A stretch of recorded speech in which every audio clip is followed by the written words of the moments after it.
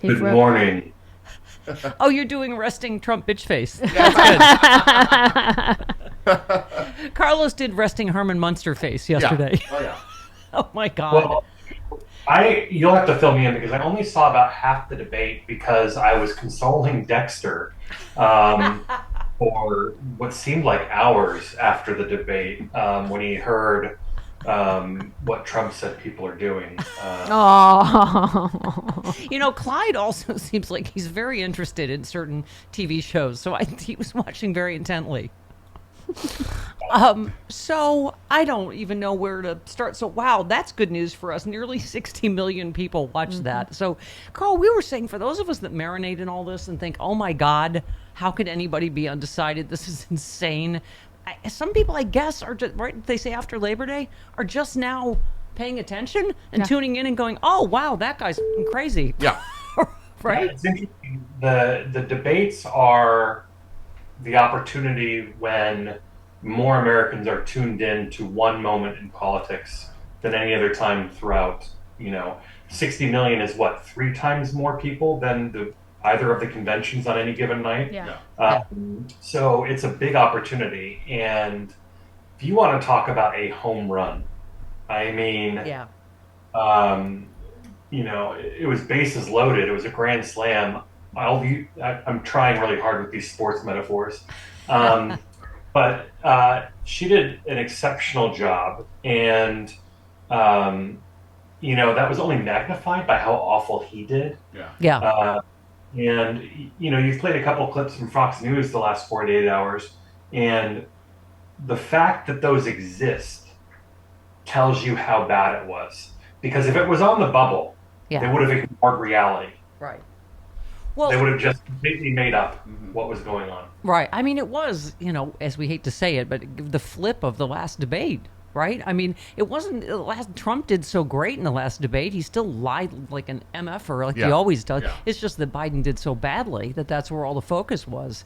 But Jared Moskowitz had the tweet that won the night when he tweeted, I have word that Nancy Pelosi is quietly working the phones to get Donald Trump. I saw that. That was funny. That was funny. See, tragedy plus time equals comedy. Right. We're all good now. I mean, I was going to say, here's another, because, you're a campaign strategist guy, right? You look at not just, debates, but polls and XYZ. But I thought this was interesting. Jalala on Twitter said, Trump will lose because he can't get close to the 6% of third-party voters that he got from Bernie Bro voters in 2016. And it just goes through the 2008, 12, 16, and 20. So 6.5 million people voted third party in 2016. 2.8 million voted third party in 2020. That's because, as I've said exhaustively, Trump or Carl over the years, Russia really was the factor in 2016. It was their disinformation campaign that worked exactly as it was designed, and I think we're kind of hip to it now. The Russian disinformation. Yes, and it was also. It was also I do improv.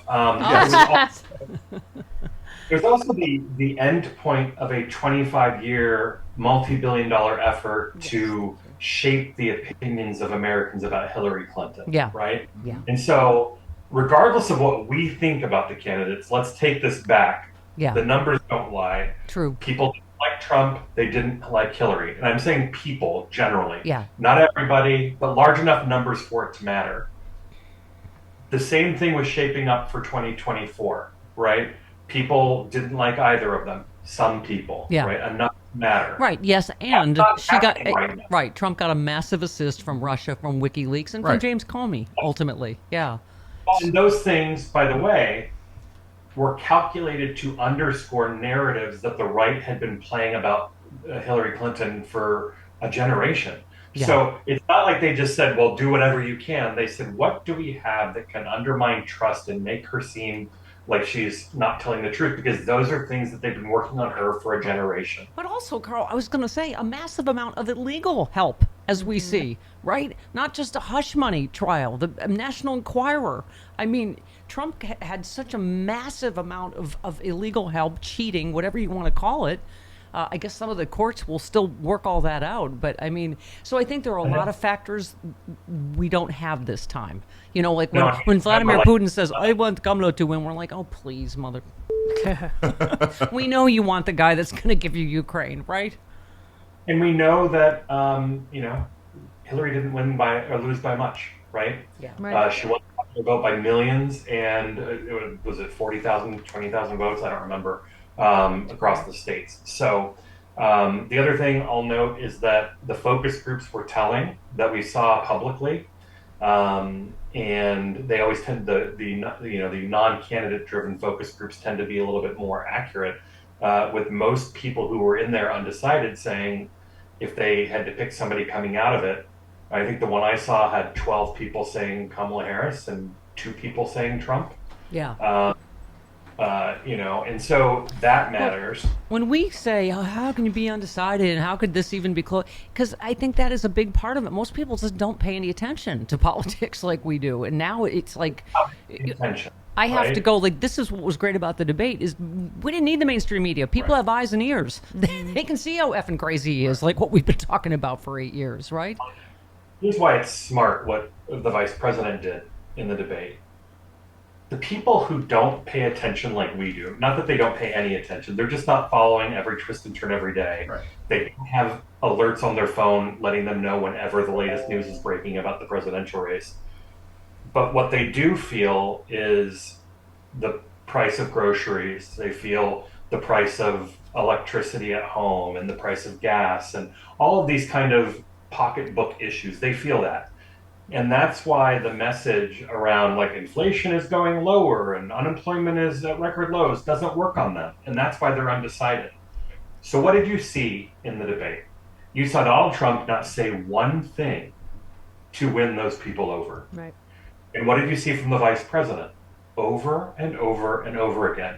Here is my plan for an opportunity economy where we're going to help new families. We're going to help people find homes and buy homes and take part in the American dream. We're going to create new jobs. Over and over. Yeah. Chris Hayes had a smart way of describing this on MSNBC. He said she would talk about what her plan was, and then she would kind of dangle and drop the chum in the water. Mm-hmm. Yeah. And then she'd stand back, and she would watch Trump get his opportunity. And you know what was crazy is that he even... That's what I was thinking. For someone that's scared of sharks, I was thinking, we're going to need a bigger boat. She's throwing too much chum. This is going to be ugly. I think he was also putting electric car batteries in the water. And so he didn't just take the bait. He pursued it further, right? So everybody had opportunities to go back. He sought extra opportunities to go back and still dig the hole even deeper. Yeah. It says a lot that that he had to go into the spin room. He is not his best messenger. Oh my God. But he knew By the that way, if he went into the spin room, he would take up the oxygen and people would focus on him. And I have a plan, by the way, for undecided voters. I saved it for you because you're, noted campaign strategist. We need to send John Bon Jovi door to door to talk the remaining undecided people off the ledge. bridge. Yes. Yes. Just, calmly. Sure. That's a fantastic story. It is. It's Yeah. a sweet He story. talked, right? A woman was going to jump in Nashville off a bridge, and the surveillance footage caught him talking her down. He was there filming a video. Yeah, they were shooting a music video. Right. Yeah. Yeah. And shows her hugging him. I'm just saying, John, come on, for America, go door to door. Yeah.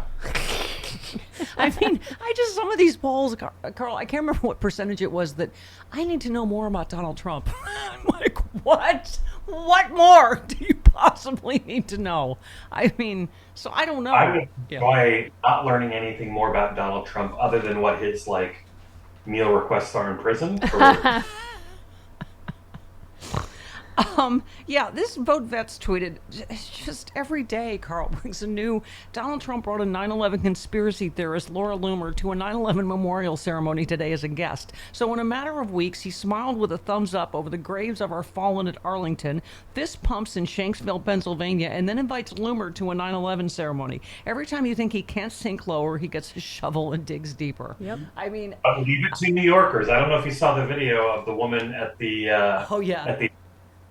who she's like, I've been here for 20 years. Where the heck have you been? Had a girl. It just reminds you all that the facts about not just negotiating with the Taliban, not just inviting them to Camp David, but on the anniversary of 9/11. Right. Yeah. He's such a traitor to the United States through and through.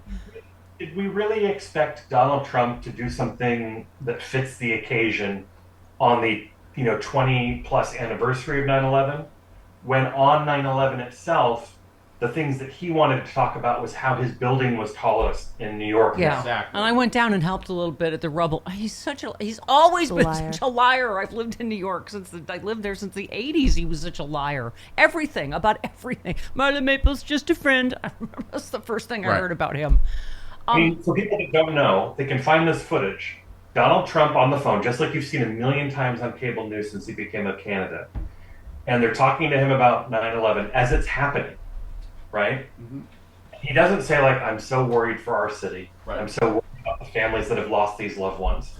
Instead, he talks about how people are telling me, now my property on whatever street is now was the third tallest building. Now it's the tallest. Always about him. And you're right. Kamala Harris, first of all, he wouldn't look at her. Right. So I'm wearing my say it to my face because he still didn't say it to No, her he did face not. because he's too much of a see. But yeah, she looked right at him. And also, but you're right, Carl looked right at us. I love the line about, I didn't ask when I was a prosecutor, are you a Republican or a Democrat? I asked, are you okay? Right. And that's I felt like she was saying that to all of us. Are you okay? Let me help. How can I help? And we knew it was game on, the minute they walked on stage, and you saw him beeline for his podium. When everybody knows the first thing you do at the debate is you meet in the middle, you shake hands, you go to your podiums. He didn't want any of that, and she did not let him off the hook. Right. Yeah. Yep. It was perfect. Power move, alpha move. Fantastic. Yep. It's just all she had to do was pee on him. That would be all game over. Oh God. He Stephanie, likes that. She knows he likes it. Tulsi What? Gabbard's business and debate prep is going to go anywhere after this? How's her debate prep business going? Taking out ads on the back of the yellow pages, I don't know. How many rubles does that cost, her service? $400,000 a month. Okay.